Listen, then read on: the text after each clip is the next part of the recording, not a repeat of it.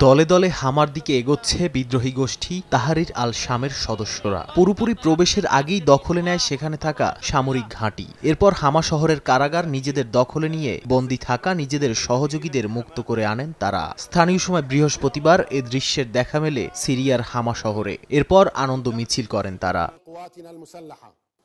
এদিকে হামা শহর দখল হওয়ার পর রাষ্ট্রীয় টেলিভিশনে এক বিবৃতি দেন দেশটির প্রতিরক্ষা মন্ত্রী। বিবৃতিতে তিনি বলেন, তারা কৌশলগত ও সাময়িকভাবে হামার নিয়ন্ত্রণ হারিয়েছেন। একই সঙ্গে বলেন, সিরিয়ার সামরিক বাহিনী শহরটিকে চারপাশ থেকে ঘিরে রেখেছে। তারা তাদের দায়িত্ব পালনে সর্বদা প্রস্তুত।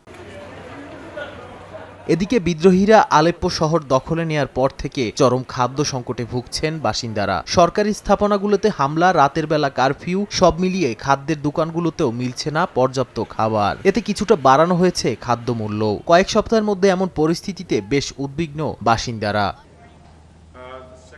অন্যদিকে সিরিয়ায় রক্তপাত বন্ধের আহ্বান জানিয়েছেন জাতিসংঘের মহাসচিব আন্তোনিও গুতেরেস। তিনি আরও বলেন, এরই মধ্যে নিরীহ বাসিন্দাদের সহযোগিতা দিতে তুরস্কের প্রেসিডেন্ট এরদোয়ানের সঙ্গে কথা বলেছেন। একই সঙ্গে সিরিয়ার সরকারকে আলোচনায় বসে সমাধানের আহ্বানও জানান গুতেরেস।